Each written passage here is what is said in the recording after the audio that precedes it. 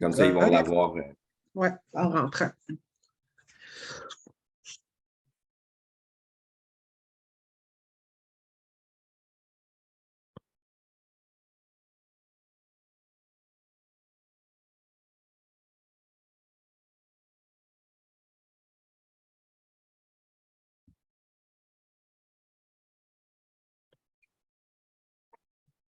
Bon matin, tout le monde.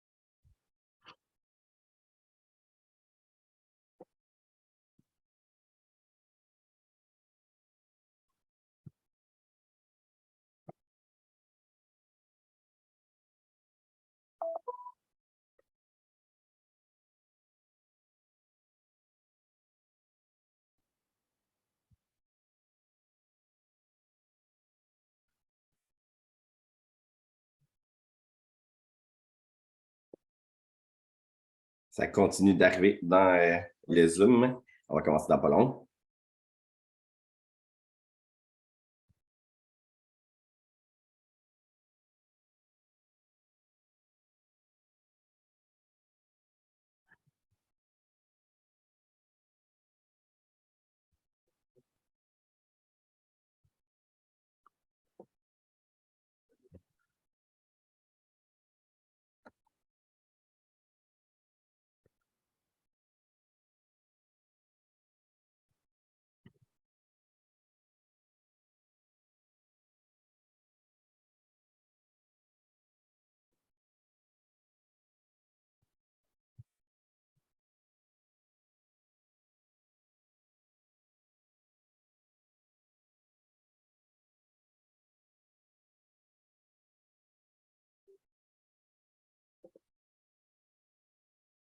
C'est une bonne nouvelle, ça continue de rentrer. Oui. Le 1er 2023. Bonjour. Bonjour. Bonjour, Francine. Bonjour.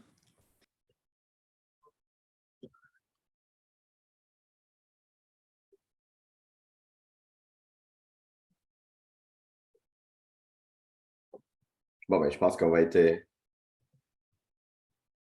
on va pouvoir partir notre rencontre. Bon matin, bienvenue à ce premier entracte de l'année 2023 de votre table régionale des organismes communautaires autonomes de la Nottière. Maya et moi, on est avec vous ce matin pour faire un petit tour de l'actualité communautaire autonome. Vous aviez vu dans l'invitation quelques sujets. Il s'en est déjà même rajouté quelques-uns. Donc, on commence l'entracte avec les différents points. Et après cette période-là, on va ouvrir questions-réponses. On se donne jusqu'à 10h30 ce matin pour faire le tour. Et je vous rappelle, vous l'avez vu là, quand vous êtes arrivés, l'entracte est enregistré pour les personnes qui ne peuvent pas être avec nous en temps réel, mais comme ça, on peut le partager pour que les gens puissent l'écouter en différé. Donc, voilà, j'espère que vous allez bien. C'est la première fois qu'on vous retrouve comme tel en gang dans cette nouvelle année qui commence. Merci d'être là malgré la tempête. Quoique là, avec la pandémie, c'est rendu une habitude. On n'a plus besoin de se déplacer nécessairement au bureau. Mais reste que la question m'a été posée ce matin du Hugo, est-ce que c'est maintenu malgré la tempête, l'entracte? Sachez que pour l'équipe de la Troquelle, oui, surtout qu'on peut les enregistrer. Donc, les gens qui ne peuvent pas être avec nous, ben, peuvent se reprendre. Pour nous, c'est pas un problème, mais ça m'a quand même fait rire de revenir à cette question-là en 2023. Donc, pour commencer, c'est Maya qui va débuter avec les points de présentation. Donc, Maya, je te laisse le micro. Bonjour tout le monde, je suis contente de vous voir. Je dis tout de suite, qui dit tempête, ça se peut qu'il y ait des petites têtes d'enfants qui apparaissent en arrière. Ça fait partie de ma réalité, j'aime mieux le dire. Hugo, il est toujours prêt à prendre le relais si jamais il y a quoi que ce soit.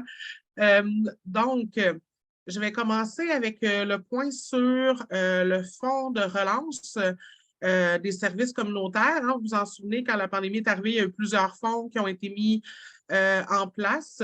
Vous avez reçu l'information, j'imagine, de différentes sources, mais je vais quand même prendre un petit 5 minutes. J'ai fait un petit PowerPoint rapide qui reprend différents éléments pour être certain que vous avez l'information. Donc, je vais faire un partage d'écran. Voilà.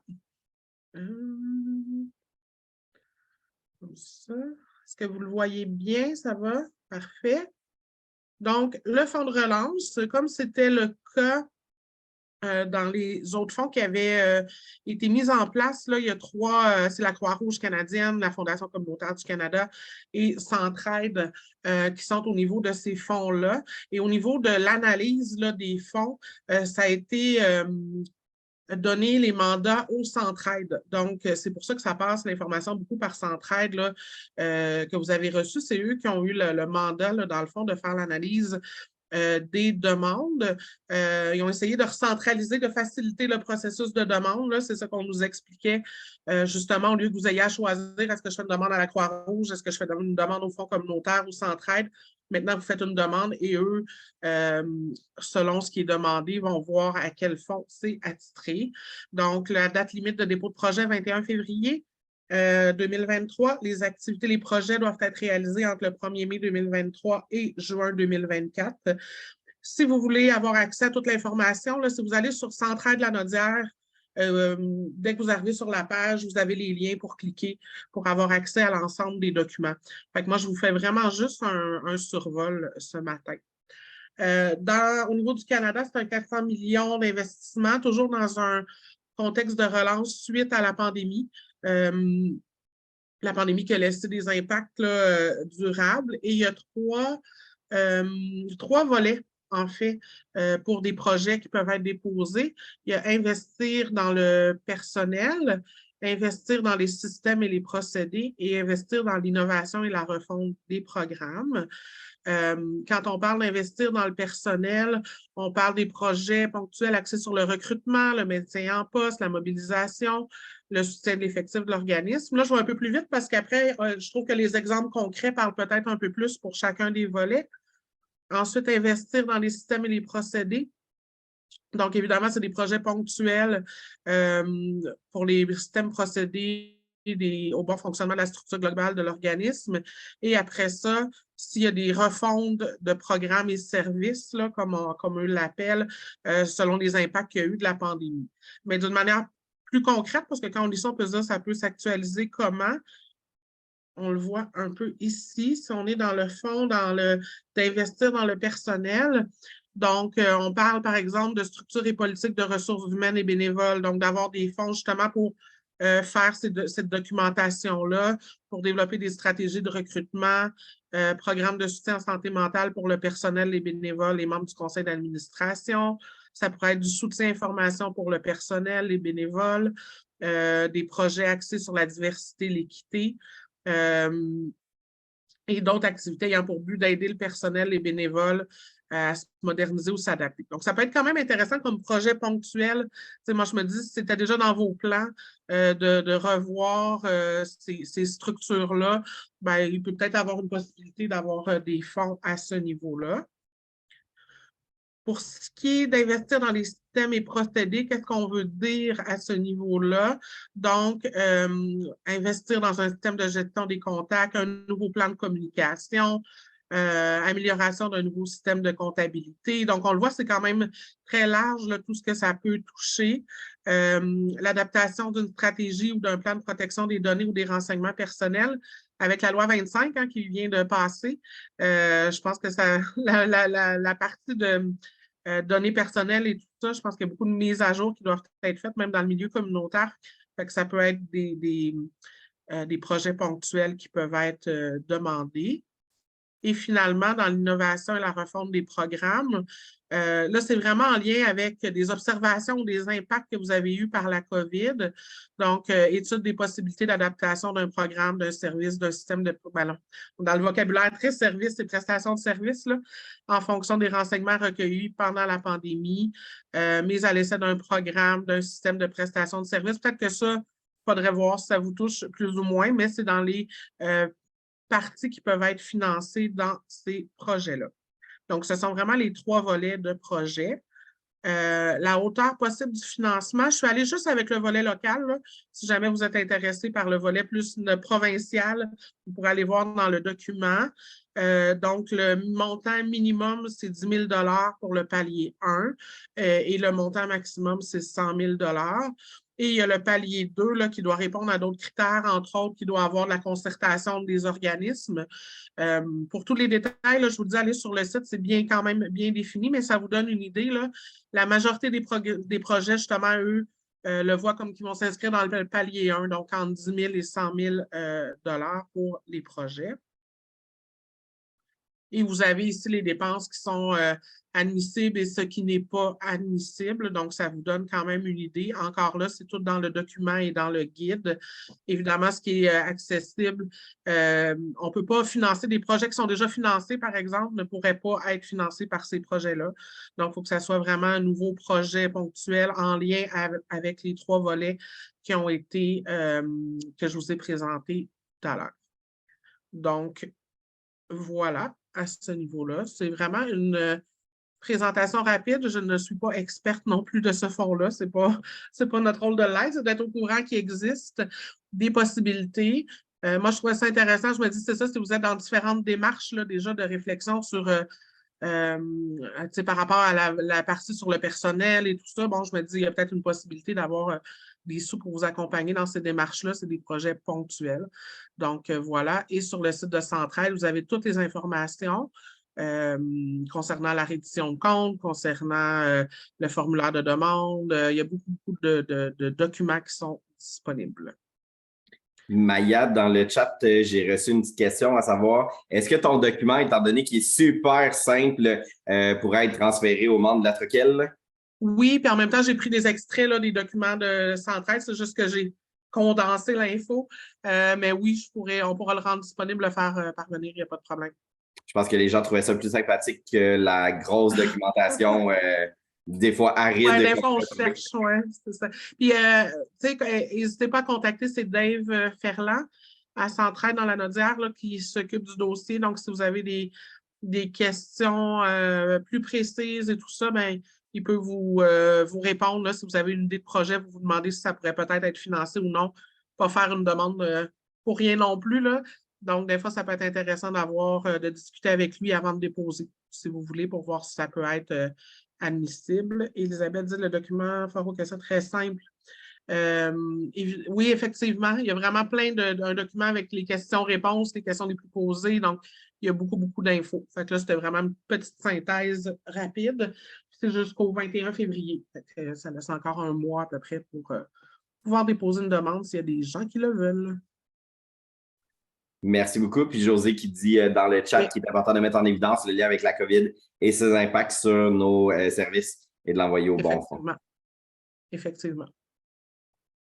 Donc, Maya, ça faisait le tour pour le fonds de relance communautaire. On n'ouvrira pas de période de questions sur ce sujet-là parce que, comme on dit, on trouvait important que vous ayez l'information. On n'est pas les spécialistes à la Troquelle. On va vous envoyer le PowerPoint dans notre courriel de la semaine. Puis, on va mettre là, toutes les coordonnées pour que vous puissiez faire le lien avec Centraide en cas de besoin.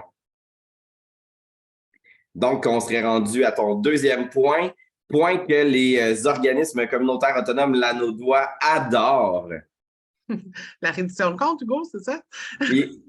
C'était de l'humour, gang. C'était de l'humour.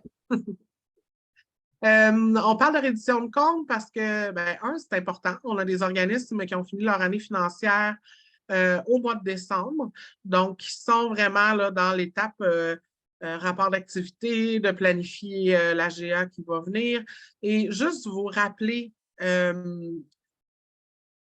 vos obligations légales, c'est plate, des fois, on les oublie, ou l'importance de bien les respecter et de ne pas oublier des éléments. Tu sais, quand on demande 2 signatures, par exemple, pour les états financiers adoptés, les 2 signatures doivent être là, sinon c'est considéré comme des documents qui ne sont pas recevables. Et le 6 applique de manière très claire les règles qui sont mises. Donc, le respect de la date limite, vous assurez que vos documents sont complets. Ça peut arriver, on l'a vu, là, même un document envoyé par un comptable, puis finalement, il manquait une page à la fin dans le document qui a été envoyé. Ce document-là envoyé au 6, puis finalement, il n'est pas conforme parce qu'il manque une page. Donc, de rien prendre pour acquis dans vos documents et de vous assurer de est-ce que mes 2 signatures sont là? Est-ce que toutes les pages de mes états financiers sont là? Si jamais vous avez un problème dans l'organisme, ça peut arriver, là, il y a une coordination qui change ou tout ça, avisez le 6 de l'EPSOC de toute problématique qui fait que vous devriez reporter et avoir l'approbation du 6. Donc, ça, c'est important de le communiquer parce que ça peut avoir des impacts importants, dont ne pas avoir accès au rehaussement de financement qui arrive après. Donc, ça, c'est vraiment important. Je vous rappelle l'existence, je vais vous le partager. Maya, juste avant, peut-être Oui. juste dire, dans le fond, si on le remet en lumière ce matin, c'est que l'année passée, au niveau des organismes financés en santé et services sociaux, il y a plus d'une vingtaine d'organismes qui n'ont pas eu accès au rehaussement compte tenu de la reddition de compte. Donc, on trouvait ça important de le ramener parce qu'on sait que c'est parfois, il y a des nouvelles coordinations dans les organismes qui sont un peu moins au fait. Puis on tient, c'est important pour nous de le ramener, mais c'est vrai pour les organismes en santé et services sociaux, mais c'est vrai pour les organismes des autres ministères aussi. Puis on a vu des groupes des autres ministères passer à côté des rehaussements compte tenu aussi de la reddition de compte. Donc, c'est pour ça qu'on trouvait ça important ce matin de remettre ça en lumière avec vous. Parce que ça a des conséquences et il y a comme Maya disait, par exemple, au 6, il y a une application rigide des critères de reddition de compte puis de la convention PSOC par volonté d'équité pour les organismes parce que si il commence à y avoir s'il y a de la souplesse qui arrive, on va retomber dans des situations qu'on a vécues par le passé d'inéquité. Et les membres de la Troquelle avaient demandé ça, une rigueur auprès des bailleurs de fonds dans ces éléments-là. Puis une fois que l'argent est distribué, il n'y en a plus. Tu sais, de la manière que ça marche au 6, le gouvernement, le ministère envoie de l'argent au centre intégré de santé et de services sociaux. Il y a une enveloppe qui est partagée aux organismes qui sont admissibles, mais après ça, il n'y en a plus. Fait que c'est pour ça qu'on trouve ça important, puis on n'est pas...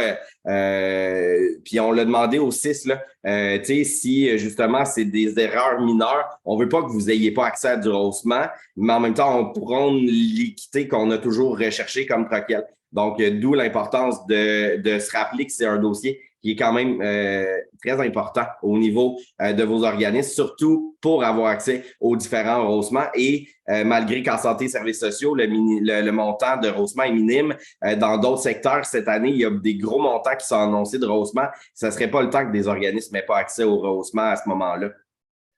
Tout à fait. Puis il y a déjà eu plus de souplesse, Hugo, si je ne me trompe pas, justement, ça a amené à des situations. Je pense que cette année, ça a été vraiment l'application, puis en même temps, c'est dans leur droit aussi, parce que vos obligations légales sont celles de transmettre les informations, les bonnes informations dans les temps prescrits. Pour les groupes financiers au PSOC, je vous fais un petit partage d'écran très rapide. Ce document-là, le guide de gestion ministérielle, ayez-le sous la main. Puis les autres ministères, plusieurs ministères ont un petit guide aussi de reddition de compte.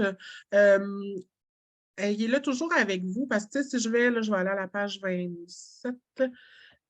Il y a une section vraiment sur la reddition de compte où on dit qu'est-ce qui doit être envoyé dans les 3 mois qui suivent. Et c'est vraiment bien détaillé, là. Entre autres, le rapport financier signé par 2 administrateurs. Donc, cochez-le, tu sais, à la limite, OK, j'ai envoyé ça, ça, ça. Vous avez aussi, par rapport au rapport d'activité, tout ce qui doit être contenu dans le rapport d'activité, les éléments du rapport d'activité, vous avez le détail. Fait que je vous dirais que de suivre ce guide-là, à partir de la page 26, c'est tout ce qui concerne la reddition de compte, mais vous allez être certain d'avoir l'ensemble des bons éléments. Donc, c'est juste un petit rappel amical parce qu'on ne veut pas que, justement, vous subissiez des conséquences par rapport à cet élément-là. Et rappelez qu'il y a une formation, là, l'invitation va partir demain. Reddition de compte, c'est le 16 février, hein, Hugo, si je ne me trompe pas. Voilà, Exactement, le 16 février. que je vais donner. Donc, une formation d'une journée qui permet beaucoup de travailler sur tous les éléments de reddition de compte obligatoire, beaucoup la rédaction du rapport d'activité, comment démontrer l'ACA à travers la rédaction aussi et votre reddition de compte. Donc, l'invitation va partir là, demain pour le 16 février. Question, Lydia? Oui, bonjour, bon matin. Bon, Moi, dans le fond, je me questionnais, les maisons de jeunes, en général, on se questionne parce qu'on n'a rien trouvé par rapport au cadre de gestion ministériel, à part le 25 des fonds là, non affectés qui ne doivent pas dépasser le 25 là. Est-ce qu'il y a une reddition de compte particulière pour les fonds affectés? Parce que là, on entend tout plein de choses. Nous, il y a des maisons de jeunes qui ont contacté l'agent de PESA qui a dit des choses. Un autre, c'est l'organisateur communautaire qui a dit comme OK, ben là, il faut que tu fasses ça avec tes fonds affectés. Fait qu'on n'est vraiment pas certain d'avoir la bonne information. Puis moi, personnellement, j'ai rien trouvé par rapport à la gestion des fonds affectés. Parfait. Ben, en fait, rapidement, ce qu'on peut dire par rapport aux fonds affectés, c'est que la norme au niveau du CIS, c'est que justement, on a le droit d'avoir 25 de fonds non affectés à la fin de l'année. Et si on est en surplus du non affecté, ben, on doit affecter. Et là, l'affectation doit être faite par les comptables. Tu sais, il faut que ça apparaisse vraiment aux états des résultats. Et si je ne me trompe pas, pendant que je vous réponds, il y a un petit document qui a été mis sur le site du PSOC du 6 de la Nodière qui s'appelle Rapport financier. Je vais vous mettre le lien dans la conversation qui explique les affectations pour le 6. Et voilà, vous allez trouver, je pense, c'est à la dernière page de ce document-là. Oui, c'est ça. Où il y a des informations là, sur la question des surplus accumulés. Fait que Lydia, je vous recommande vraiment ce document-là. Puis on va le mettre dans le rappel du courriel du vendredi pour que vous puissiez y avoir accès. Mais il est aussi sur le site web. Fait que vraiment, par rapport à ce qui est des affectations, tout est dans ce document-là. OK, parce que moi, je l'ai vu, en fait, ce document-là, mais là, ça parlait des règles pour la reddition de compte de l'exercice 21-22. Ouais. Donc, Ben, normalement, puis tu sais, vu qu'il n'y a rien dans le cadre ministériel, je me dis, est-ce qu'il y a vraiment des règles qui entourent ça? Ben, les règles sont régionalisées. C'est les CIS qui ont la responsabilité de mettre en règle. Puis tu as raison que le document à la page, celle qui parle de la partie COVID et comme de l'ancien temps, je dirais. Mais la dernière page, qui est la page 4, explique au niveau des affectations, ce qui est en ce moment les critères à respecter pour l'affectation. Fait que la dernière page est à jour, ce qui parle un peu avant, parce qu'il y a eu une souplesse pendant la pandémie où il n'y avait plus le 25 %. Mais là, cette souplesse-là est plus en vigueur. On est revenu à la norme du 25 fait que la dernière page, celle-là, est vraiment celle qui est à respecter actuellement. Puis j'ai envie de dire, il y a des travaux qui se font entre la Troquelle puis le 6 au comité bipartite sur cette question-là. On est en négociation pour faciliter, améliorer, mais non, tu ne trouveras rien dans le cadre ministériel étant donné que c'est la régionalisation du PSOC puis que c'est une responsabilité de 6. Fait que même si vous parlez, mettons, à des collègues des autres régions, ça se peut qu'il y ait des règles différentes au niveau des affectations. D'accord. Sous question, parce que là, c'est beau, c'est dans le tableau, mais dans la gestion, justement, de genre, le projet doit se réaliser dans l'année suivante, il n'y a aucun mécanisme après ça d'évaluation. Est-ce que ces sommes-là ont été affectées à ce projet-là? Est-ce que c'est rentré dans l'année suivante? Moi, c'est l'information que j'ai eue de par les autres maisons de jeunes, mettons. Fait que, est-ce que j'ai hâte, en tout cas, je me demande juste c'est quel mécanisme qui va mettre en application.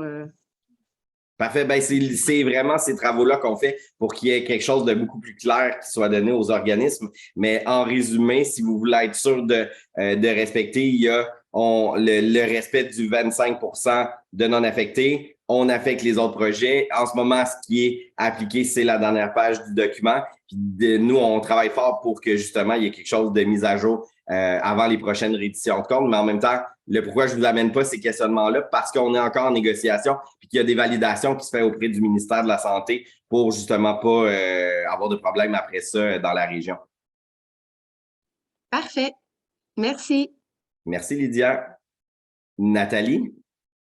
Je ne sais pas si ça peut répondre là, par rapport au questionnement que Lydia a soulevé, mais pour ce qui est des mécanismes de gestion, les auditeurs, normalement, devraient lire tous les procès-verbaux et voir ce qui a été discuté, les raisons pourquoi ça n'a pas été réalisé ou les étapes pour arriver à telle réalisation de projet ou pas.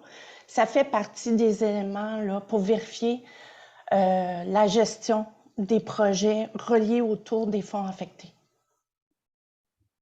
Merci, Nathalie. Nathalie. Il y avait un commentaire dans le chat de Chloé qui disait, avant de mettre trop de détails dans le rapport d'activité, il faut se questionner des effets. Effectivement, on en parle beaucoup dans la formation reddition de compte, justement, de voir qu'est-ce qu'on doit intégrer et comment il faut réfléchir aussi dans une conscience de quel impact ça peut avoir sur notre mouvement aussi, d'inclure ou non certaines données, pourquoi on les met, pour qui on les met. Donc, c'est des discussions qu'on a aussi pendant la formation reddition de compte. Oui, Carole? Juste avant Chloé, j'avais mis un commentaire dans le chat. Ah, je ne l'avais pas vu. Ça disait que nous, on n'a pas reçu encore l'espèce d'évaluation du rapport d'activité. Mais là, on est à veille de commencer l'autre. Je fais quoi? J'interpelle qui pour savoir si on était bien aligné? En fait, vous pourriez appeler Mélanie Côté. Vous n'avez pas reçu de lettre qui disait, parce qu'il y a, en tout cas, il y a eu plusieurs, quelques organismes qui nous ont questionné parce qu'il y avait eu des demandes d'ajustement. Déjà, si il y avait eu les lettres qui avaient des ajustements avaient déjà été envoyées. Fait que peut-être envoyer à Mélanie Côté, la nouvelle agente PSA, qui a une petite demande, Carole. Puis, je dirais si, en théorie, là, si tu n'as pas reçu de demande d'ajustement, ça devrait être quand même bon signe, mais valide-le pour être sûr. Puis, nous, on va faire un petit message au 6 pour s'assurer que tous les organismes ont bien reçu la lettre qui disait que... Parce que cette année, c'était pas une lettre qui disait « votre rapport d'activité conforme », c'était une lettre qui disait « votre reddition de compte contenait tous les éléments conformes ». Puis là, ça disait « vous avez envoyé vos états des résultats, votre rapport d'activité, tout ça ». Il n'y avait pas d'appréciation du rapport d'activité l'année passée, comme il y a eu. Tu n'as rien reçu là-dessus, puis moi non plus. OK. OK. Merci, Carole. Merci de le soulever. On va faire un petit suivi par rapport à ça. Donc, ça va pour le point reddition de compte. Donc, on va évidemment mettre les différentes infos. Ah oui, vas-y, Maya. Une question, je me doutais qu'elle allait arriver. Est-ce que l'audit monte à 200 000 finalement? En fait, ça pourrait quasiment faire le pont vers un des sujets que je vous adresse. Par rapport aux audits, on en a parlé plusieurs fois dans la dernière année avec tous les enjeux qui sont liés aux auditeurs, justement. Les firmes de comptabilité, c'est difficile pour ceux qui passent d'une mission de vérification à une mission d'examen. C'est des négociations qui se passent au national. On avait entendu qu'il y avait que ça monterait aux 200 000. On a même demandé des souplesses au ministère parce qu'ici, envisageait ça. Mais en ce moment, le ministère a obligé tous les 6 du Québec à respecter la norme qui est le cadre ministériel de 2020 avec le 150 000. Il y avait même un 6 au Québec qui avait donné une souplesse et le 6 a dû reculer sur la souplesse. Le ministère est intraitable sur le sujet. Fait que présentement, c'est vraiment le 150 000 qui s'applique. Qu'est-ce que ça veut dire là, pour ceux qui disent « Ouais, le 150 000 », c'est qu'à partir du moment où vous avez 150 000 de fonds qui proviennent du gouvernement du Québec, autant votre financement à la mission globale que les projets, ben, vous devez faire une mission, non pas une mission, voyons, il faut qu'il soit audité, votre état des résultats. Puis on sait que ça provoque des problématiques au niveau des comptables. Et si vous avez des problèmes à trouver un comptable, un auditeur, vous devez tout de suite informer le CIS des démarches que vous faites. Puis, il y a déjà des organismes qui nous ont contactés en octobre-novembre qui essayaient, qui ne trouvaient pas. Puis, déjà, le CIS est dans la boucle. Puis, nous, à chaque fois qu'un organisme le dit, ça nous donne ça nous donne un coup de main de négociation par rapport à ce dossier-là, autant auprès du CIS que du ministère de la Santé. Fait qu'attendez pas, s'il vous plaît, le 31 mars pour dire on est dans le pétrin. Dès qu'il y a un problème là, que vous ne trouvez pas d'auditeur, vous écrivez au CIS de la Nodière, vous demandez une mesure d'allègement ou de souplesse par rapport à ça. Ils vont vous demander de informer le CIS là, des démarches, mais au moins, vous ne serez pas pénalisé de cette façon-là. Si vous ne le dites pas au CIS puis que vous êtes en retard dans votre édition de compte après la date limite du 3 mois après votre fin d'année financière, ben là, à ce moment-là, on tombe dans les situations problématiques. Fait que c'est super important dès qu'il y a un problème. Puis nous, on est en train de regarder avec l'organisation communautaire. Il y a une liste qui est en train de se faire de comptables qui acceptent de faire des états audités auprès des organismes communautaires autonomes. Mais on sait qu'il y a après ça des enjeux de coûts. On connaît la situation puis on la travaille fortement là, depuis déjà 2 ans. Elisabeth?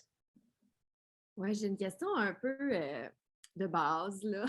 Mais dans le fond, mettons là, qu'on arrive à 151 000 cette année. Il faut qu'on fasse un audit. Là, si avec la nouvelle convention qui va être adoptée au courant de l'année, ma prochaine reddition de compte, dans le fond, ça passe à 200 000 pour l'année prochaine, puis je suis encore à 151 000, vu que je vais avoir fait un audit, j'ai plus le droit de retourner à la mission d'examen. Il faut que je reste avec un audit, même si je suis 49 000 en dessous du montant demandé. C'est exactement les éléments qu'on a parlé au CIS et au ministère de la Santé parce que comme c'est dans leur plan, ben on leur a dit ben mettez une souplesse là. Mais en même temps, le cadre n'est pas adopté. Puis là, on va en parler justement du nouveau cadre normatif. On voit là qu'il y a du sable dans l'engrenage puis que c'est pas aussi simple que le ministère de la Santé arrivait, mais tous ces éléments-là, c'est ce qu'on n'arrête pas de nommer depuis 2 ans. Et Chloé, en commentaire, tu disais que ça devrait être 500 000 pour auditer des organismes communautaires autonomes. On est aussi dans ces discussions-là. On vous en avait parlé rapidement à l'automne. Le Réseau québécois de l'action communautaire autonome et la CITROC vont faire un gros portrait sur la situation justement en lien avec les audits, les missions d'examen. Dès que ça va être lancé, on va vraiment vous solliciter pour être partie prenante de cette démarche-là parce que justement, on veut aller discuter en haut lieu. Puis nous, on s'est déjà fait dire par des comptables agréés qui ne comprenaient pas pourquoi les organismes communautaires avaient un montant d'audit aussi bas, contrairement à des entreprises que c'est beaucoup plus haut. Et on veut justement dresser le portrait puis se donner un argumentaire pour tenter de faire augmenter le seuil, mais pas juste en santé et services sociaux, là, pour l'ensemble des organismes communautaires autonomes financés à la mission globale. Nathalie? Moi, c'est aussi un questionnement au niveau de la mission. Quand l'organisme est fiduciaire dans le cadre de projets regroupés, là, que c'est l'organisme, est-ce que le CIS tient compte de la répartition du montant ou si, parce que ça affecte la quantité d'argent qui est revenue, donc là, tu es obligé de faire une mission d'examen, mais en fait, tu en as distribué à d'autres organismes partenaires, là. Comment ça fonctionne? Ben, en fait, c'est du cas par cas quand on tombe dans ces situations-là. Moi, ce que je vous invite à faire, c'est vraiment d'avoir une rencontre avec Mélanie Côté pour avoir vraiment par écrit qu'est-ce que ça veut dire au niveau...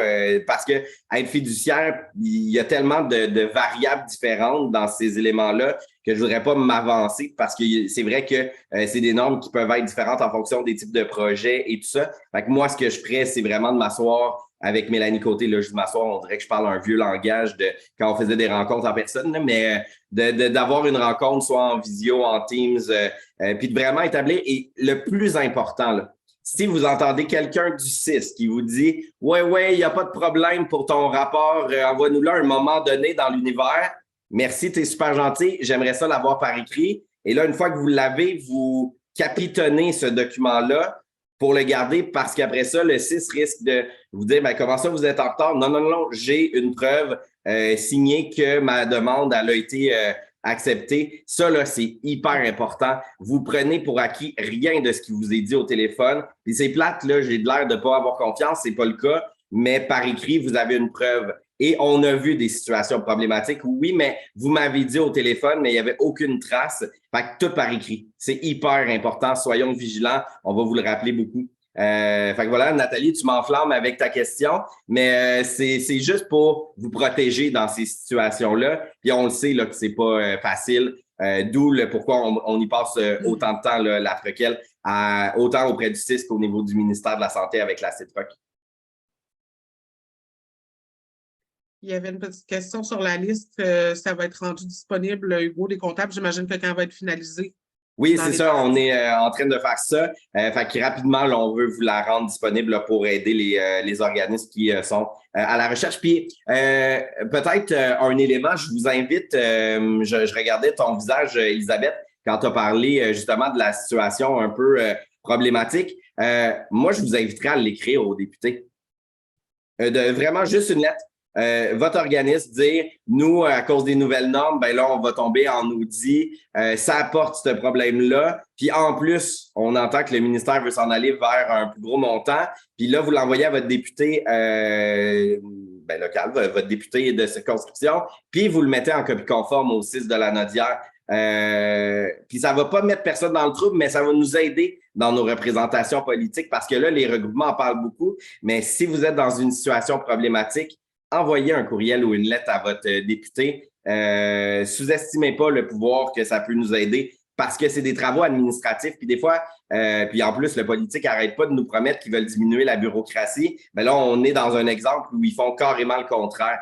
Fait que ça peut être aidant, ce genre de rencontre, pas de rencontre, mais d'action-là.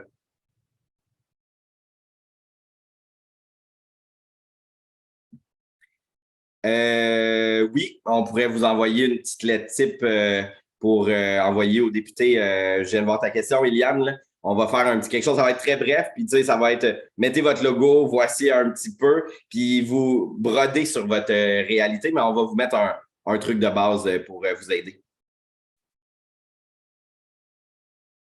Oui, tout à fait. Mélissa dit de nous mettre en copie conforme. On va vous mettre copie conforme, Troquiel 6. On va vous faire ça. Donc, finalement, vous voyez que c'est un sujet passionnant, la reddition de comptes. Donc, parfait, je vous amène complètement ailleurs. En fait, je vais vous parler premièrement, du Grand Zoom des régions qui va avoir lieu le 15 février. Je regarde, il y a quand même pas mal de personnes qui sont déjà inscrites. Qu'est-ce que c'est ça, le Grand Zoom des régions? On vous en parle déjà là, depuis quelques semaines. En fait, vous expliquez simplement. Depuis 2017, le ministère de la Santé et des Services sociaux est en révision du programme de soutien aux organismes communautaires. On en est, puis ceux qui étaient au sommet de l'ACA avec Evelyne l'avaient dit, là, je pense qu'on est rendu peut-être à la 17e mouture d'un potentiel nouveau PSOC. Ils nous font gaspiller énormément de temps sur ça et il y a pratiquement peu de choses qui changent. Exemple, la discussion qu'on vient d'avoir sur la hauteur des montants pour les audits. En fait, le ministère de la Santé et des Services sociaux s'est lancé vraiment dans un travail de mettre à jour le cadre normatif pour le PSOC. Cadre normatif, là, dans le fond, avant, on appelait ça la brochure PSOC. La brochure PSOC est devenue le cadre ministériel du PSOC. Le cadre ministériel du PSOC va devenir le cadre normatif du PSOC. Donc, c'est toute la même chose, c'est les normes de notre programme. Comment s'applique le PSOC? À date, ces documents-là ne parlaient que de la mission globale. OK? Donc, tout ce qui est notre PSOC, mission globale que vous connaissez, le programme qu'on travaille le plus, mais le ministère de la Santé, et là, c'est là que des fois, c'est difficile de faire la part des choses, nous dit que le Conseil du Trésor les a obligés à faire des travaux pour les volets 2 et 3 du PSOC. Qu'est-ce que ça veut dire? Dans le PSOC, il y a la mission globale, ce que nous, on va appeler dans le jargon le volet 1. Ensuite de ça, il y a tout ce qui est les ententes spécifiques. Jusqu'à aujourd'hui, les ententes spécifiques, c'était de la gestion régionalisée et on tentait le plus possible de garder ça comme des exceptions pour que la majorité du financement soit toujours à la mission globale. Mais là, le travail qui se fait actuellement, c'est que le ministère va normer la question des ententes spécifiques et ça pose beaucoup d'enjeux du respect de l'autonomie des organismes communautaires, du respect de vos façons de faire aussi. Il y a aussi le volet 3 qui est les projets ponctuels qui, ça aussi, amène des problématiques. Et selon nous, une des majeures difficultés, c'est que quand le ministère nous a proposé un plan de travail sur justement avancer le cadre normatif pour les volets 2 et 3 ententes spécifiques et projets ponctuels, nous, au niveau national, on a dit on n'a pas terminé les travaux au niveau de la mission globale. Il reste des problématiques. On peut-tu finir le chantier de la mission globale, puis après ça, on ira voir les autres volets? Le ministère n'a pas voulu. Le ministère nous a dit qu'il était sous pression, que le Conseil du Trésor du Québec souhaitait que tout ça soit mis à jour rapidement. Et ils nous ont à ce moment-là déposé un plan de travail irréaliste dans lequel on nous demandait de consulter les organismes communautaires pratiquement en 4 ou 5 semaines. Et là, je parle de 3400 organismes en santé et services sociaux qui auraient dû être consultés 3, 4 à 5 fois en l'espace d'à peu près 8-9 mois. C'était pas respectueux de qui nous sommes, c'était pas respectueux de l'action communautaire autonome. Donc, on n'a pas fait partie de ces travaux-là, mais le MES a continué d'avancer. Et là, ben, ça serait la première fois en 40 ans du PSOC, même 50 ans du PSOC, que le ministère appliquerait un cadre normatif qui n'aura pas été négocié avec l'action communautaire autonome. Pour nous, c'est un non-sens. Pour nous, il y a plein d'enjeux que ça soulève. Et dans la stratégie qu'on s'est donné comme CITROC, on s'est dit, ben, on pourrait partir régionalement tout le monde à se faire à regarder les enjeux, se faire notre tête et tout. Puis, on a plutôt décidé de se dire, c'est tellement important la situation qu'on vit actuellement face au ministère que ça serait important qu'on monte le rapport de force. Donc, on a décidé de faire un grand zoom des régions le 15 février prochain pour que tout le monde ait accès à la même information.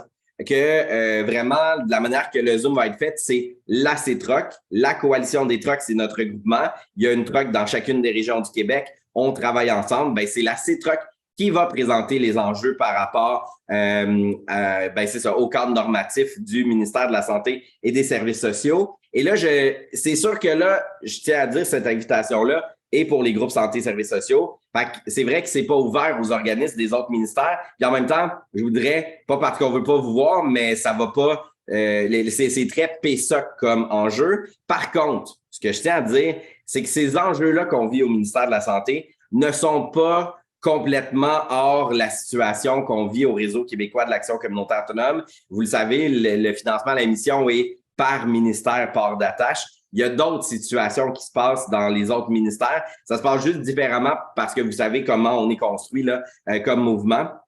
Donc, cette invitation-là est vraiment pour les groupes PSOC. Puis, je le sais que ça peut avoir de l'air aride, puis ça, vous vous dites comme, eh mon Dieu, des fois, je me perds déjà dans le PSOC Mission Globale. Je vais-tu aller mélanger dans ces affaires-là? Moi, je vous invite, là, je vous demande solennellement, vous m'aurez rarement vu aussi sérieux, s'il vous plaît, prenez le moment d'être avec nous. Je veux pas être over dramatique, mais c'est un peu l'avenir du financement des organismes communautaires autonomes à la mission qui est un peu en jeu avec ça. J'adoucis pour pas que vous partiez en panique. Dormez ce soir-là.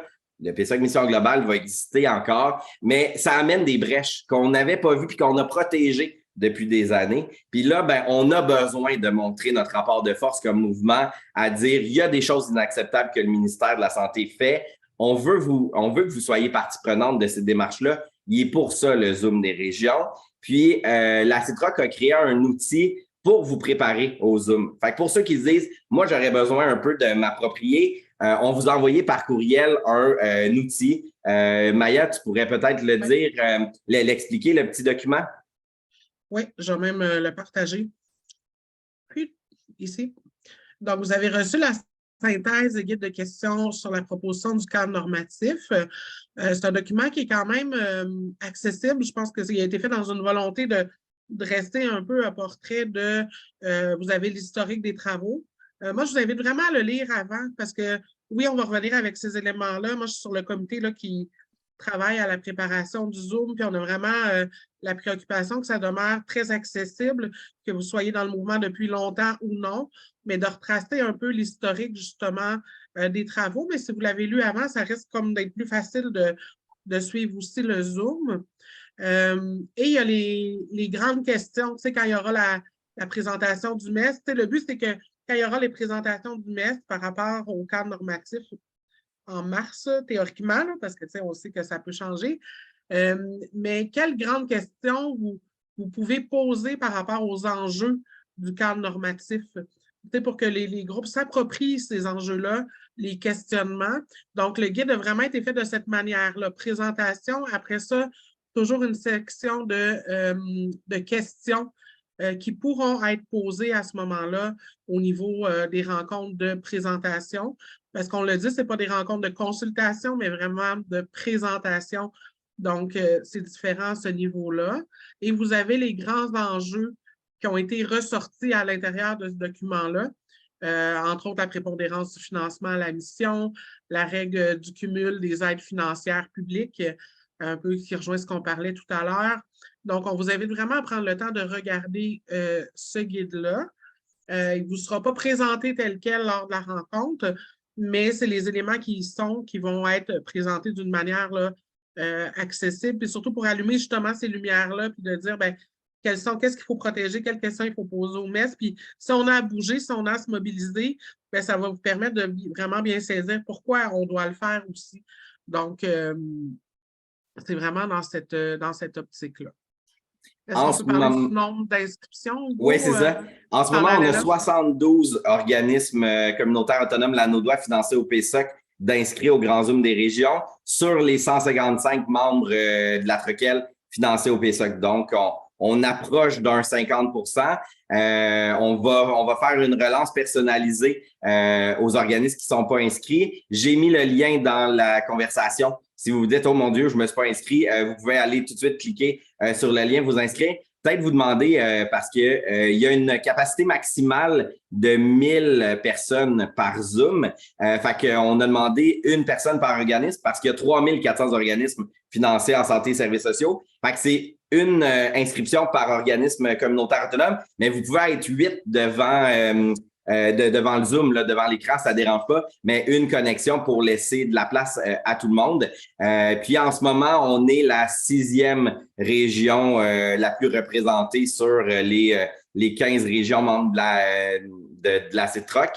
Fait que je pense qu'on est capable de faire encore un petit peu mieux. L'an dernier, on est à peu près déjà à 600 inscriptions au niveau provincial. C'est quand même bon. Puis il reste du temps. La date limite va être le 8 février, mais attendez pas à la dernière minute parce qu'on a des régions qui ont lancé des inscriptions hier. Fait que là, ça commence à rentrer beaucoup. Donc, ça a l'air beaucoup 1000, mais on est déjà à 600. Donc, si vous voulez vous inscrire, c'est le temps de le faire. Oui, exact. Puis c'est ça, ben, on va faire des relances. Si vous croisez des gens, peut-être la question d'actualité en janvier à demander après dire bonne année, t'es-tu inscrit au Zoom des régions? Ça pourrait comme être ça dans les prochains jours à vos collègues que vous croisez au niveau santé et services sociaux. Fait que c'est sûr que nous, on ne vous fait pas la présentation des enjeux parce qu'on va attendre le 15 février pour que vous ayez dans le fond, toutes les mêmes informations. Puis après, ben, on va voir comment ça va se développer. Puis dans les enjeux, je regardais, Sylvie, ce que tu as écrit dans le chat. Ben, effectivement, je vous dirais, il y a une question là, d'innovation sociale qui apparaîtrait, entre autres, au niveau du PSOC, chose qui n'était pas là. Bon, je mets un petit élément là, pour piquer votre curiosité, mais c'est le genre de gestion que le ministère de la Santé et des Services sociaux veut faire avec les organismes communautaires qui peut être inquiétant. Donc, je vous invite vraiment là, à vous inscrire et à être présent.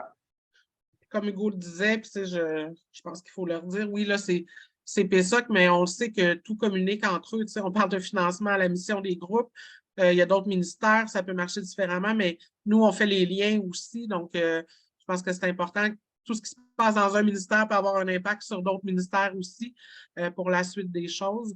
Donc, ça, c'est notre rôle aussi de Troquel, après ça, d'avoir cette vision-là plus globale au niveau du financement. Est-ce que ça vous va? Des questions par rapport à cet élément-là, qui est le grand zoom des régions? Parfait. Tout ce qu'on vous demande, c'est de vous inscrire, puis d'être là, évidemment.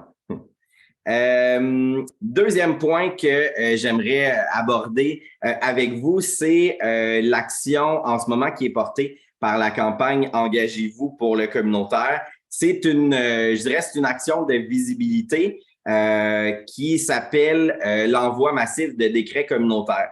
Je prends le moment je prends le temps de vous partager mon écran. Il y a quelques organismes lanaudois qui ont déjà fait l'action. Je partage tout de suite pour que vous puissiez me suivre. Donc, en fait, qu'est-ce que c'est ça, un décret communautaire? Qu'est-ce que ça veut dire? Qu'est-ce que ça mange en hiver? En fait, des décrets, c'est ce que le gouvernement va faire pour, des fois, changer de l'application de directives.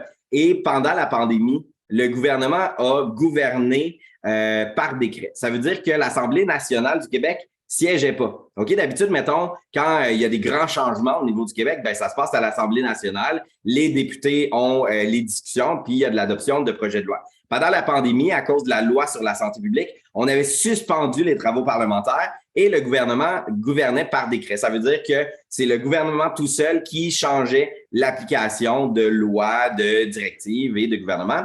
Et donc, pour faire un clin d'œil au décret que le gouvernement a utilisé pendant la pandémie, ben, on se disait dans la campagne Engagez-vous, ben, on pourrait déposer nous-mêmes les décrets. Je vais vous partager un lien tantôt après ma présentation dans la discussion pour que vous puissiez aller chercher. C'est assez simple comme action. Puis il y a vraiment un guide là, qui vous dit comment faire votre décret. Donc, le décret, c'est un document qui est déjà prêt et que vous complétez, c'est à trous. Considérant que la Troquel et les organismes de tous les secteurs, là, j'ai dit Troquel parce que c'est l'organisme pour lequel j'œuvre actuellement. Donc, la Troquel et les organismes de tous les secteurs et de toutes les régions du Québec contribuent à maintenir le filet social, notamment par, puis on explique un peu les contributions que vous faites comme organisme. On soutient les jeunes dans notre maison de jeunes en faisant des activités, en faisant de la prévention. Comme organisme personnes handicapées, voici ce qu'on fait. Vous mettez quelque chose de court, là. Vous n'avez pas besoin de mettre 5-6 lignes. Et après ça, ben, on dit l'organisme, en vertu de la politique de reconnaissance de l'action communautaire, décrète que soient implantées ces modifications budgétaires. Puis là, ben, on demande le rehaussement. Une fois que vous avez complété le décret, vous l'envoyez dans le fond, aux politiques. Vous avez déjà toutes les coordonnées, dans le fond, à qui l'envoyer. Ministère des Finances, Monsieur Legault comme Premier ministre, Madame Rouleau qui est la responsable de l'action communautaire. Et l'idée, c'est qu'on les inonde de décrets en prévision du budget. Il y a une difficulté que je vous dirais avec l'outil, c'est qu'ils nous disent important télécharger le fichier PowerPoint pour le compléter. Puis là, une fois qu'on est dans le document, on fait mais comment on le télécharge? Parce qu'il n'y a pas de lien. En fait, une fois que vous êtes dans le document, il faut que vous cliquiez sur ici, en haut, fichier, télécharger, PowerPoint. Une fois que vous allez faire ça, ça va ouvrir le document. J'espère que vous voyez tout dans mon écran, là. Vous allez revoir le document et là, ici, vous allez pouvoir changer les textes quand on active la modification. Vous allez pouvoir changer les textes. Et là, ben, vous allez pouvoir, et une fois que vous avez fait ça, ben, vous l'imprimez et vous l'envoyez à tout le monde. Fait qu'on va quand même vous envoyer un courriel, mais je voulais vous le montrer, là, la structure puis comment ça fonctionnait là, pour pouvoir remplir votre décret. Et en fait, on s'était dit qu'il y aurait des régions tout au long de ce processus-là qui feraient des démarches. Puis, petit clin d'œil à la région de la Nodière, souvent quand on vous donne 4-5 mois pour faire des choses, ben, on sait que c'est pas mal dans la dernière semaine qu'on a la grosse vague de l'action, surtout en mobilisation de ce type-là. Fait qu'on a dit, nous, à la gang, on va être les derniers à lancer l'invitation. parce que notre gang aime ça avoir un délai un petit peu plus serré. Il y a déjà au-dessus de 500 décrets qui ont été envoyés. Et là, la Nodière serait la dernière vague. On la lance aujourd'hui pour dire, essayons là d'en envoyer une grosse gang. C'est 13 minutes que ça prend. Je me suis chronométré à dire, OK, je me mets dans la peau de faut que je remplisse ça, puis il faut que je l'envoie par courriel à tout le monde. Combien de temps ça me prend? Ça m'a pris 13 minutes. Fait que, mettons, moi, j'ai peut-être une facilité à écrire. Mettons 20 minutes que ça vous prend, mais qui va nous aider dans toutes les démarches février, mars, avril en vue du prochain budget du Québec. Fait que promis, vous avez un courriel super simple à dire voici comment remplir le décret communautaire. Puis la date limite, je vous dirais, c'est le 1er février, mais en fait, on va la dépasser. Si vous en envoyez là, jusqu'au 15 février, ça va, mais mettons le fait que le plus que vous pouvez envoyer votre décret dès que vous pouvez, prenez le temps de le faire. Puis c'est ça, comme je dis, il y a déjà des organismes qui l'ont fait, puis c'est vraiment super.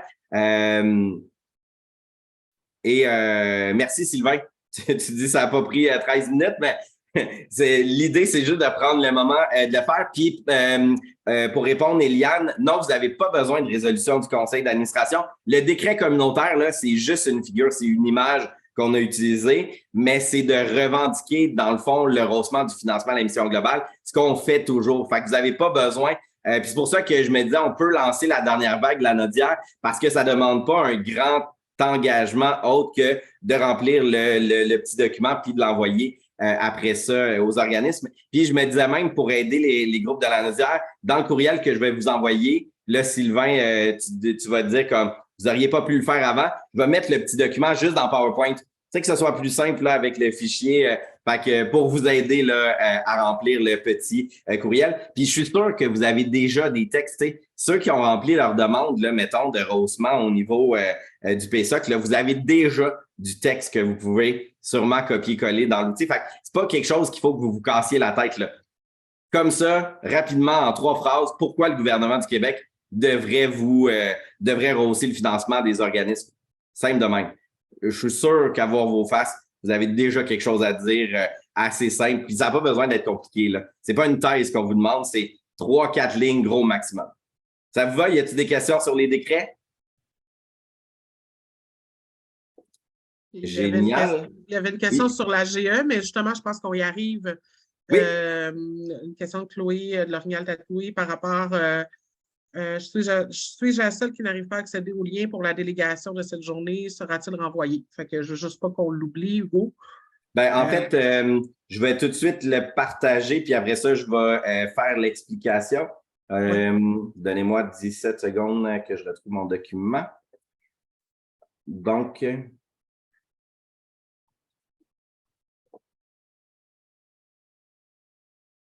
Chloé, tu regarderas si le formulaire il fonctionne. Puis, il n'y a pas de, contrairement aux dernières fois, il n'y a pas un formulaire de délégation. C'est quand vous répondez aux différentes questions que, tout dépendant des réponses, ça va vous amener à la délégation ou pas.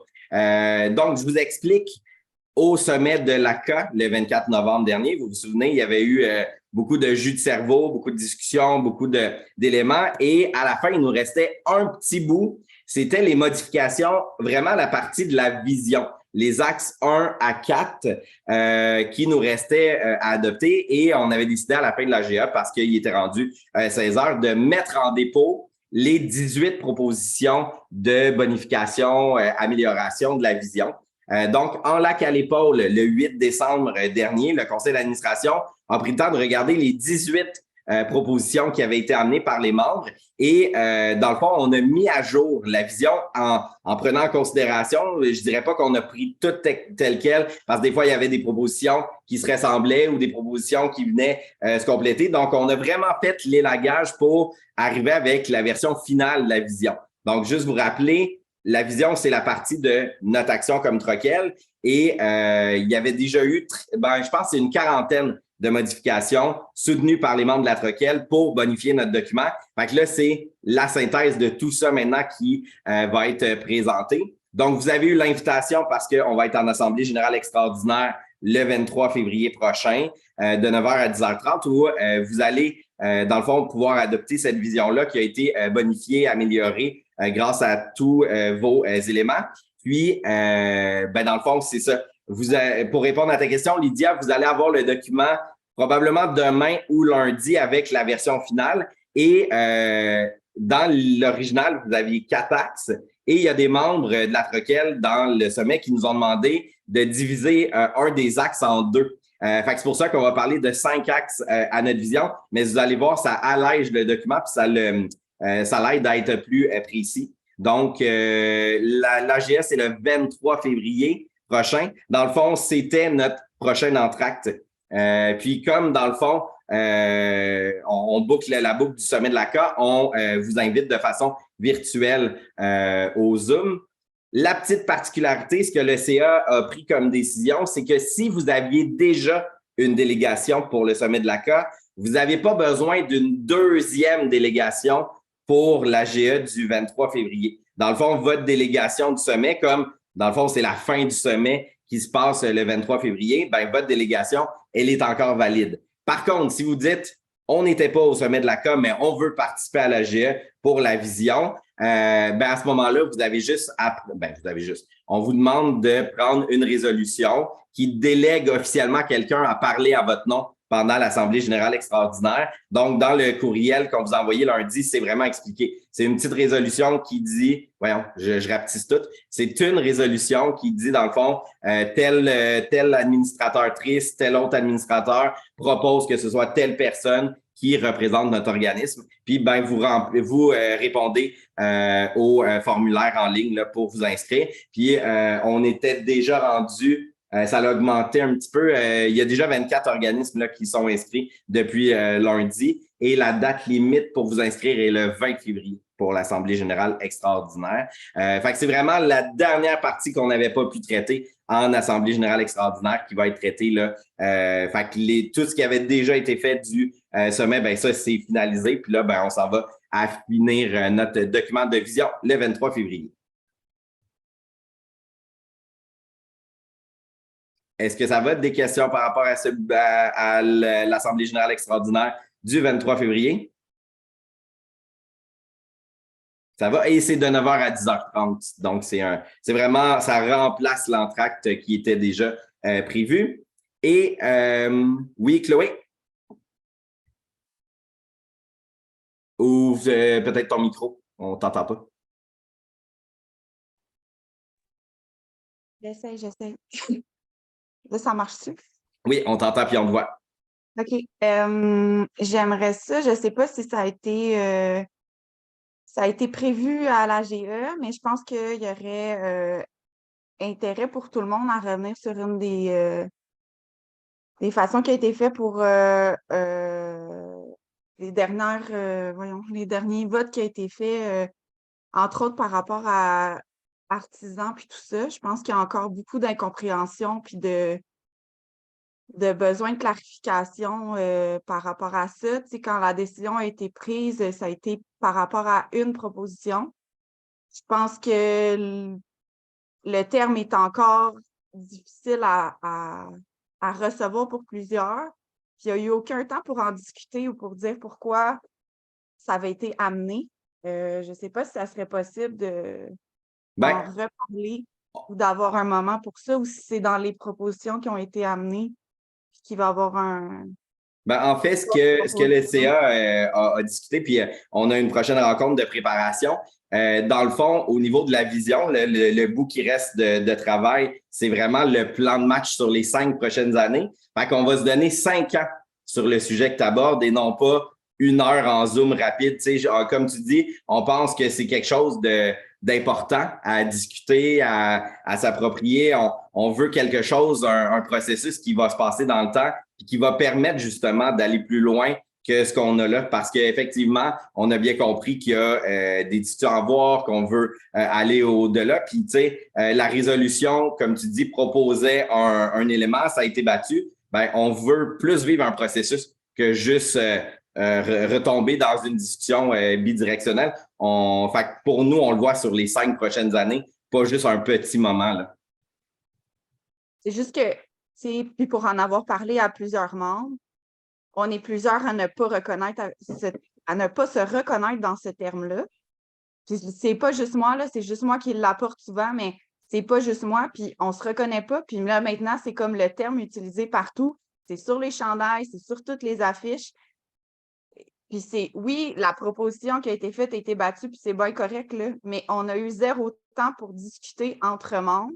Je comprends que tu veux le faire sur 5 ans, mais là, c'est un mot qui est utilisé partout, sur les chandails, sur tout, puis on est plusieurs à ne pas se reconnaître là-dedans. Fait que je trouve ça difficile que les membres soient comme nommés d'une façon qui, pour plusieurs, on a clairement, oui, une discussion de plus que comme 10 minutes à avoir là-dessus, mais que là, c'est sur les affiches, c'est sur les chandails, c'est partout.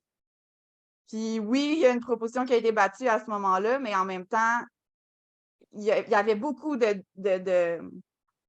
questionnements par rapport à ça, de est-ce que c'est vraiment nous? Je trouve que c'est comme, tu sais, si tu donnes un nom d'équipe à une équipe, puis personne n'aime ce nom d'équipe. Mais pas personne, mais je veux dire, si la moitié de l'équipe n'aime pas se faire appeler comme ça, ben ton sentiment d'appartenance est plus difficile à. Puis c'est pas dans 5 ans que on va se sentir plus artisan, mettons.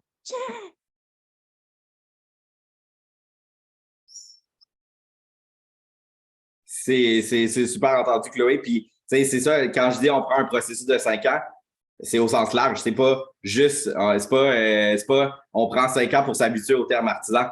On prend 5 ans pour parler de cet enjeu-là parce que, tu sais, le terme artisan existe déjà depuis 2 ans. Dans le fond, il avait déjà été présenté en Assemblée générale annuelle pendant la pandémie. Peut-être que c'est un enjeu qui avait passé sous le radar, puis on a continué, mais pour nous, c'est ça. On le voit comme un processus, comme plein d'autres processus qu'on a vécu. Puis, c'est ça. Pour nous, on comprend l'arrêt d'agir puis la discussion que vous voulez avoir. Puis, c'est ce qu'on va faire. Mais pour nous, c'est au-delà de juste Assemblée générale extraordinaire. C'est quelque chose à vivre en tant que mouvement communautaire autonome. Mais je trouve que 5 ans, c'est très long. Puis, je vais être honnête, on est plusieurs que ça nous désolidarise, ce genre de situation-là.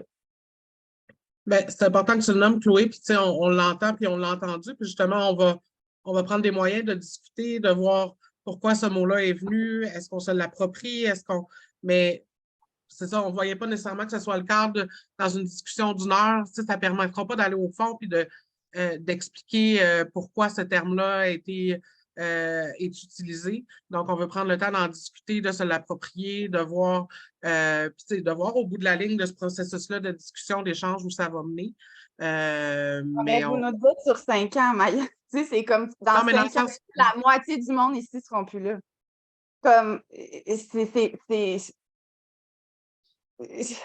pour moi, ça ne fait pas de sens sur 5 ans. Qu'on ait une bonne discussion, oui, ça sera peut-être dans 3 mois, mais comme je ne comprends pas de comment on va se nommer comme regroupement, comme chaque membre, comment on se nomme, que ça va prendre 5 ans pour qu'on décide ça. Puis entre ça, on va avoir du matériel promotionnel avec un terme qui, pour plusieurs, vient les chercher directement dans qui ils sont.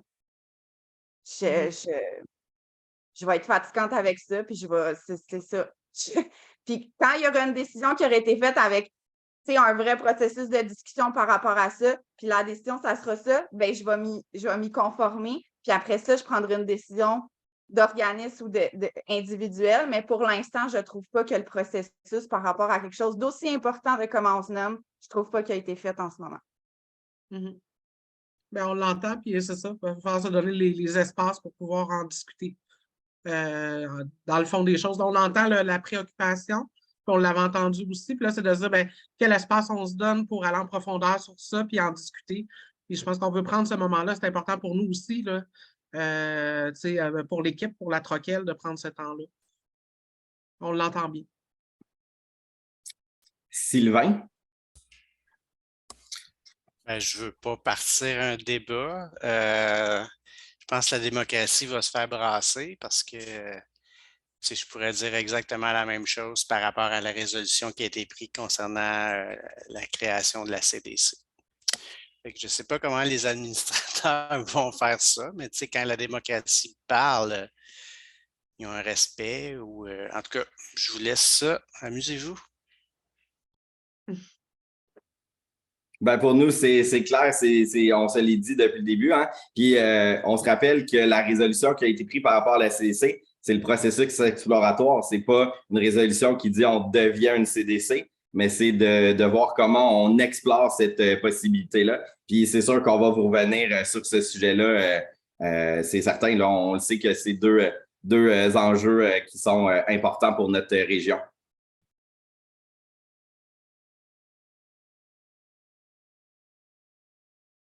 CDC, ça veut dire Corporation de développement communautaire. Puis, si tu veux, Mylène, il y a, si tu vas sur le YouTube de La Troquelle, il y a un Zoom qui a été fait pour expliquer, pour parler de ça. Dernier petit point, au niveau de l'actualité, vous avez sans doute entendu beaucoup parler de la loi 25 au niveau de la protection des données privées, soit des personnes, des gens qui sont dans vos organismes et tout. C'est une loi quand même assez costaude. Nous, on en parle quand même depuis quelques temps au niveau Réseau québécois de l'action communautaire autonome, au niveau des différentes normes. Puis, ça fait longtemps qu'on cherche à avoir des outils puis quelque chose de vulgarisé à vous transmettre par rapport à ça. Et il y a en fait, la firme d'informatique avec laquelle La Troquelle travaille a fait une grosse démarche parce que même les firmes d'informatique ont des nouvelles responsabilités face à leurs clients dans la question des solutions technologiques qu'ils vous présentent. Et ils vont organiser un webinaire pour faire une partie d'explication de la loi 25 pour la vulgariser. On va vous envoyer l'information. C'est sûr que c'est une entreprise, mais ils vont faire un webinaire en 2 volets. Le premier, c'est d'expliquer puis de vulgariser la loi. Puis après ça, l'autre partie, ben, ça va être avec leurs clients. Fait qu'évidemment, si vous n'êtes pas client avec eux, vous n'aurez pas à participer à ça. Mais au moins, si vous voulez un moment d'éclaircissement sur la loi 25,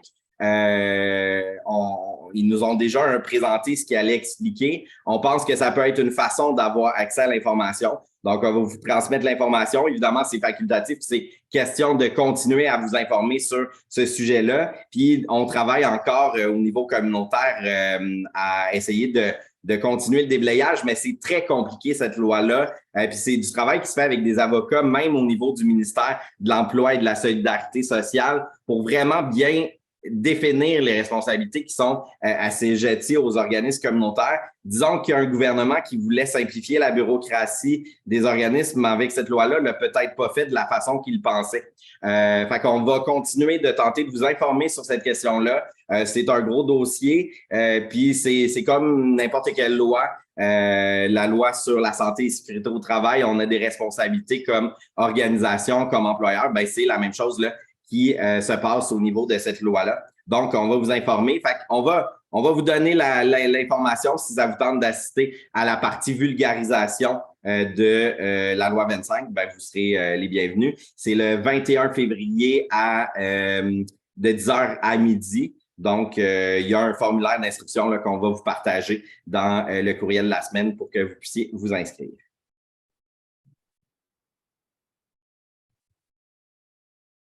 Donc, pour ce qui est des thèmes, sujets d'actualité que La Troquelle voulait aborder avec vous, de notre côté, on a fait le tour. Comme on avait dit dans l'invitation Zoom, la dernière partie de l'entracte est une partie plus questions-réponses. On a 19 minutes devant nous.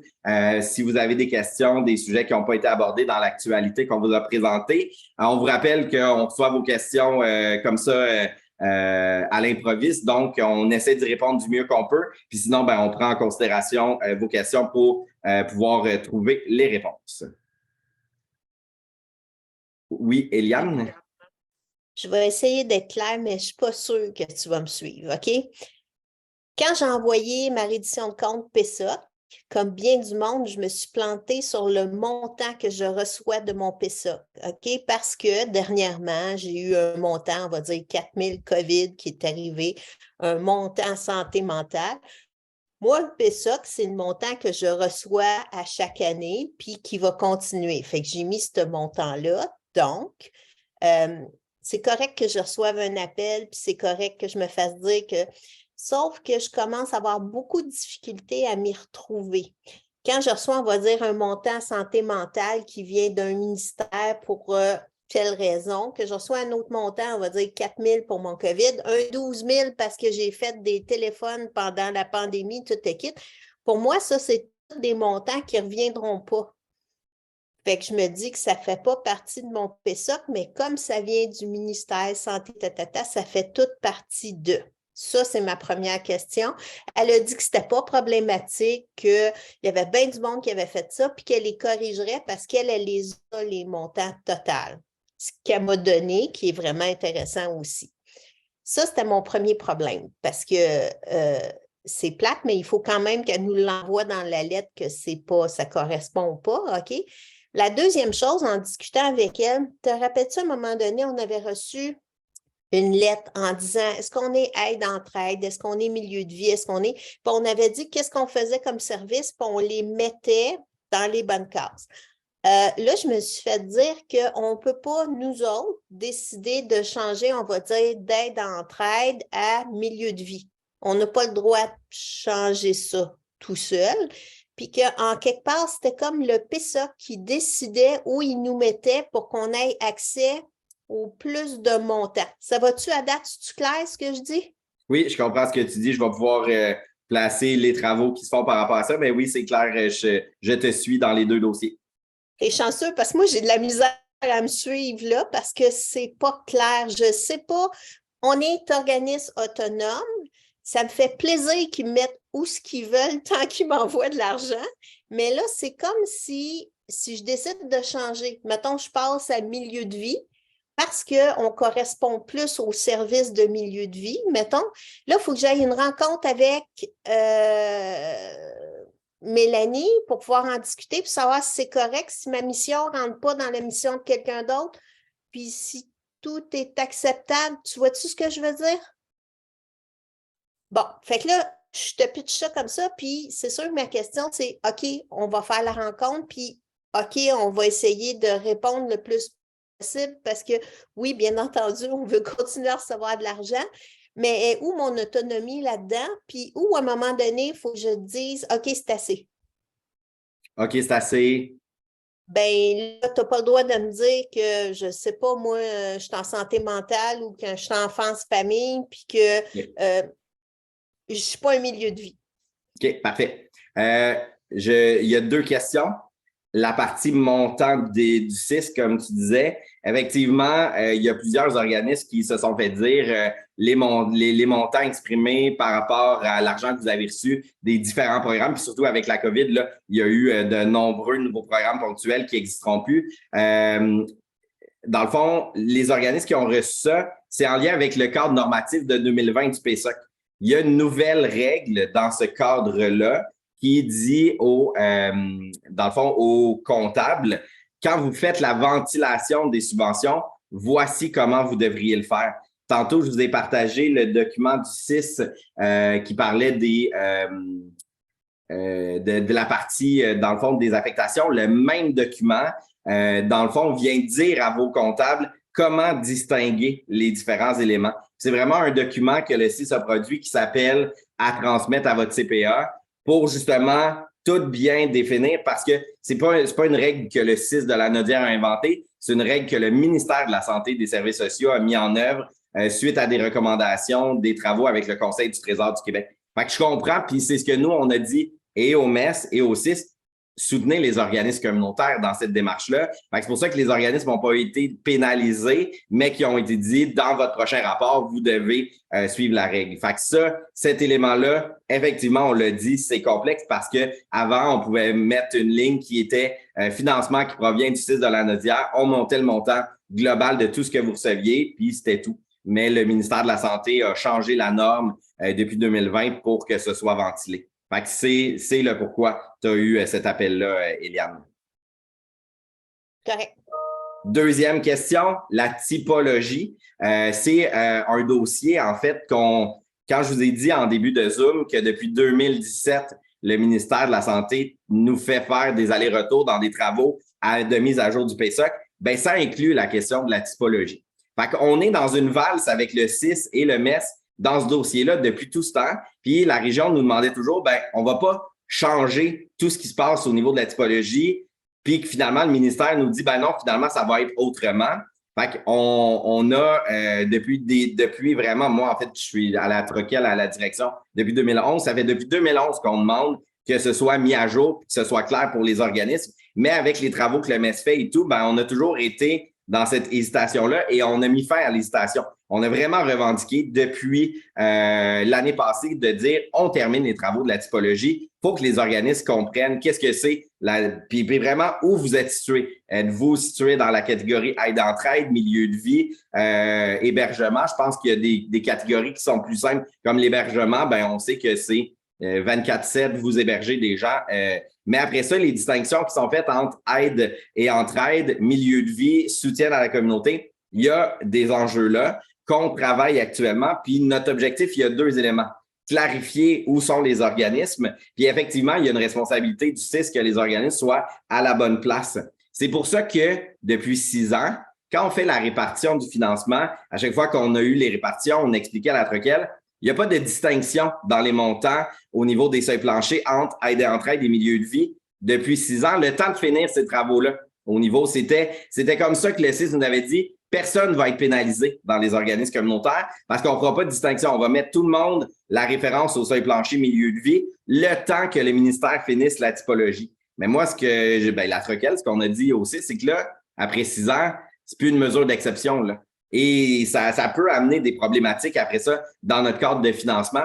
Donc, on est dans ces démarches-là et actuellement, ce qui se fait, c'est une révision vraiment de chacun des organismes. Est-ce que la liste qui existe depuis à peu près 2008 des organismes est à la bonne place? Et après ça, le CIS va vous informer de cette question-là et il va avoir une procédure de révision qui va être installée, ce qui en ce moment n'existe pas. C'est pour ça qu'actuellement, quand il y a eu ce type de demande-là, ben, ce que le PSOC fait, c'est dire ben, on va vous rencontrer, venez nous expliquer, puis eux vont finir ces travaux-là. Fait que nous, on est dans ces démarches-là pour justement arriver à un mécanisme clair de révision. Ça n'a jamais existé. Puis avant le cadre de financement, les typologies, à part vous dire, OK, on pense que vous êtes là, ne servait pas. Mais c'est depuis l'application du cadre de financement que c'est important que les groupes soient bien catégorisés. Puis là, ben, c'est ce qu'on est en train de faire dans les travaux au niveau du comité bipartite pour justement se sortir de ce flou là qui existe depuis tout le temps. Est-ce que ça a bien répondu, Eliane? Il reste juste à me dire, en attendant, je devrais faire étirer les choses puis attendre encore avant de me prononcer, c'est ça? Ben moi, si tu as envie de faire la démarche avec le CIS, le PSOC, puis fais-le. Moi, j'invite les groupes qui veulent faire cette réflexion-là à le faire. Puis, ben comme ça, ben dans le temps qu'on va finir puis avoir quelque chose de clair sur un processus de demande de révision, ben ça pourra être fait. Merci. Plaisir. Une autre question? Catherine. Bonjour. Moi, c'est au sujet de la formation sur la politique salariale qui a été comme repoussée, de ce que j'ai cru comprendre. Considérant qu'il y a une obligation que au moins un administrateur soit présent, puis que des fois, mes administrateurs, c'est un petit peu difficile de les avoir de libérer. Je me demandais quand est-ce qu'on va savoir à peu près quand est-ce que ça va avoir lieu. Est-ce qu'on va avoir le temps justement de pouvoir s'assurer qu'un administrateur puisse être présent? Parce que nous, c'est quelque chose que l'organisme aimerait vraiment pouvoir mettre en place maintenant qu'on a les moyens. Ben oui, c'est vraiment une de nos préoccupations. Pour ceux qui connaissent moins le dossier, en fait, la Troquel souhaite pour la première fois faire une démarche au niveau de soutenir les organismes qui veulent une politique salariale. Quelque chose qu'on n'a jamais fait, la Troquel, parce que, je dirais, dans la région, il y avait pendant un certain moment pas cette volonté-là quand la Troquel avait voulu faire des démarches. Mais là, depuis, je dirais, facilement 1 an et demi, 2 ans, on n'a jamais eu autant de demandes à la Troquel de on souhaite avoir une politique salariale, comment on crée ça et tout. Et il y a un outil qui existe depuis déjà une 20aine d'années qui a été créé par nos collègues de la Gaspésie, les îles de la Madeleine, qui est vraiment un outil pour créer une politique salariale respectueuse du marché de l'emploi actuel. Fait que c'est vraiment un outil qui permet de définir combien ça devrait valoir un poste de direction, de coordination, d'intervenant-intervenante.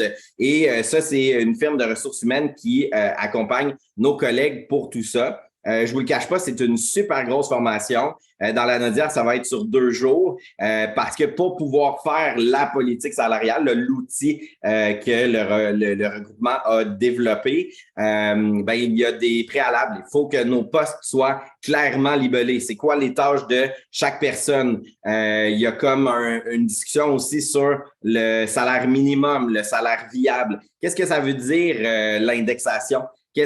Vraiment, là, c'est un 2 jours et c'est une formation qui est sous des droits. Dans le sens que nous, on ne peut pas dire on va juste prendre un petit bout de la formation puis on va le faire comme ça. C'est une formation qu'on a été formé, Maya et moi, et qu'on doit vous livrer telle quelle dans ces paramètres-là. Puis, dans le fond, on vous soutient à l'appliquer. On aurait aimé ça commencer plus tôt à la donner, mais on se rend compte que c'est beaucoup d'appropriation. Puis, on est vraiment dans cette démarche-là. Pour ce qui est de la date et tout ça, on vous revient rapidement. On a suspendu parce que 25 janvier, ça venait vite pour tout ce qu'il y a à déblayer comme troquel. Puis, comme on dit, c'est pas un sujet qu'on avait développé à la troquel. C'est vraiment face aux demandes des membres qu'on est dans cette démarche-là. Il y a déjà des organismes dans 12 régions du Québec qui appliquent cette politique salariale-là. Ce qui est intéressant, c'est que ça, elle a été utilisée. Il y a beaucoup d'organismes qui ont permis de bonifier cet outil-là. Fait qu'on est dans ces démarches-là, on va vous tenir informer. Puis dans justement la façon que la formation est donnée, c'est que il doit y avoir un administrateur, une administratrice et une personne de la gestion de l'organisme pour pouvoir faire cette formation-là. Comme on dit, c'est pas pour vous brimer, mais étant donné qu'on va parler de sujets sensibles et de sujets qui peuvent parfois être des enjeux dans un organisme, on demande d'avoir des gens du conseil d'administration et de la gestion là, pour faire les réflexions qui viennent avec la politique salariale. Voilà, fait qu'on va vous tenir informé là, pour la première cohorte, puis ça va être par cohorte, dans le fond, que ça va être fait. Fait qu'il va y avoir un nombre maximal de places pour la première fois. Une fois qu'on va faire la première cohorte, on va pouvoir faire la deuxième. Fait que ça va être par étapes qu'on va avancer dans cette démarche-là. Puis on va avoir un délai suffisant une fois qu'on va avoir l'information pour s'assurer d'avoir un administrateur disponible. Absolument, on le prend absolument en considération, ce que tu amènes là, Catherine. Merci. Voilà, il nous reste 5 minutes. Joanne? Oui, bien, juste pour continuer, dans le fond, sur le même sujet, tu dis, on va vous informer. Mettons, quand est-ce qu'on peut penser qu'on va être informé? Rapidement. Je vous dirais, c'est une question d'une dizaine de jours qu'on va vous donner notre plan de match. Excellent, merci.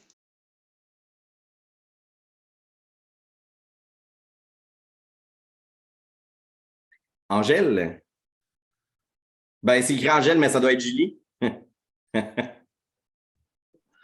Oui, c'est ça. C'est la semaine prochaine qu'on change toutes les ordis, tout ça. Moi, j'ai une question. Je sais que je suis arrivée un peu en retard. Quand je suis arrivée, tu as dit que tu étais pour déposer des documents en quelque part, puis je voudrais savoir où tu les as déposés. En fait, soit dans la conversation, on a mis les liens, ou sinon, demain, dans le courriel de la semaine, vous allez avoir le récapitulatif de ce qu'on a parlé aujourd'hui. Parfait, je te remercie beaucoup. Ça me fait plaisir. Bienvenue dans notre mouvement communautaire autonome La Naudois comme nouvelle directrice de la Maison des jeunes de Repentigny. Merci.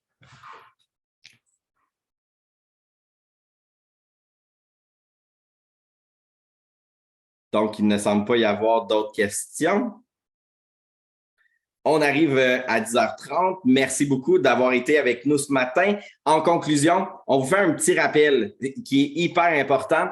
On a énormément de demandes des membres actuellement à la Troquel. Des fois, on entend un volume extraordinaire. C'est ce qu'on vit actuellement. Et dans la pandémie, il y a des choses qui sont nées qu'on ne veut pas faire perdurer. Par exemple, l'utilisation des messengers personnels de l'équipe de travail de la Troquel, des textos à 21h le soir pour nous dire que là, il faut absolument avoir un document. Il y a Fait qu'on va vous informer à ce niveau-là, mais on va vous demander de reprendre les chemins classiques pour nous contacter, c'est-à-dire le troquel à commercial-troquel.org, le messenger de la page Facebook de la Troquel, le numéro de téléphone de la Troquel aussi. C'est sûr que dans la pandémie, là, on a mis en place, il y a des gens qui nous appelaient sur les cellulaires et tout. Et là, je me vois dans l'obligation de resserrer le cadre parce que des fois, c'est arrivé que des gens appellent à 20h30 quelqu'un. Puis c'est pas qu'on vous aime pas, mais le cadre de travail doit avoir des certaines limites, puis on est embarqué dans ce train-là avec la pandémie, avec les mesures sanitaires. C'est comme s'il n'y avait plus fin de semaine pendant le confinement, ça n'existait plus. Puis ben là, on se rend compte que aussi c'est pour aussi protéger les réponses aux demandes. Parce que si on a 9 ou 10 canaux de communication où vous nous envoyez des demandes, ben ça se peut qu'on en perde. Quand c'est centralisé, ben ça nous permet comme équipe à la Troquel de tous suivre. Donc, pour nous, c'est super important parce qu'on se fait dire des fois, c'est difficile de vous rejoindre. Mais Hugo, je t'ai écrit pourtant dimanche à 13h. Comment ça, tu n'as pas vu mon message? Ben parce que dimanche à 13h, je travaille pas pour la Troquel. Je tente d'avoir un équilibre de vie. Fait que je le sais que c'est plate à recevoir peut-être comme membre, mais en même temps, moi, j'ai l'obligation là dans la loi sur la santé et la sécurité au travail de aussi protéger mon équipe au droit à la déconnexion. Puis moi aussi, là, comme directeur de la Troquel. Fait qu'on va faire tout le monde baisser cette pression-là et je vous invite à la même chose dans vos réalités. Je pense que des fois, la pandémie nous a fait faire des choses qu'on n'aurait pas fait par le passé, mais là qu'on doit replacer. Fait qu'on va vraiment vous tenir informés par rapport à ça. Puis, fait que c'est ça. Je trouvais ça important de vous le dire. Si vous voulez vous assurer d'avoir une réponse de l'équipe de la Troquel, je vais vous les remettre là, dans le courriel du vendredi. troquel@commercial-troquel.org, le numéro de téléphone. Puis je sais qu'il y en a qui se disent « Ouais, mais c'est juste une petite question », mais c'est parce que c'est l'addition des juste les petites questions qui devient de nombreuses réponses. Fait que en fait, c'est pour mieux vous soutenir qu'on vous demande ça pour que vous ayez des réponses. Puis, on vous demande, je vous le dis, là, le volume est extraordinaire à ce moment-ci. Donc, on tente de répondre le plus vite possible à travers aussi toutes les rencontres qu'il y a avec les différents ministères et tout. Donc, on fait de notre possible, mais tu sais, ça se peut que vous ayez un délai. Je dirais, on essaie entre 24 et 48 heures de répondre aux demandes. Fait que, puis on va mettre en place une politique de réponse aux membres. On est vraiment en train de structurer ça pour faciliter puis revenir à un mode post-mesures sanitaires. Fait que voilà. Fait que de toute façon, on va tout vous mettre là, dans le courriel de la semaine. C'est tout pour moi. Merci beaucoup d'avoir été avec nous. N'oubliez pas d'aller vous inscrire au Zoom des régions. N'oubliez pas, si vous pouvez prendre le temps nécessaire pour faire le décret communautaire aussi. Ça va nous aider. Puis, comme je vous dis, on fait un gros récapitulatif de tout ça dans le courriel du jour. Bye. Merci beaucoup tout le monde.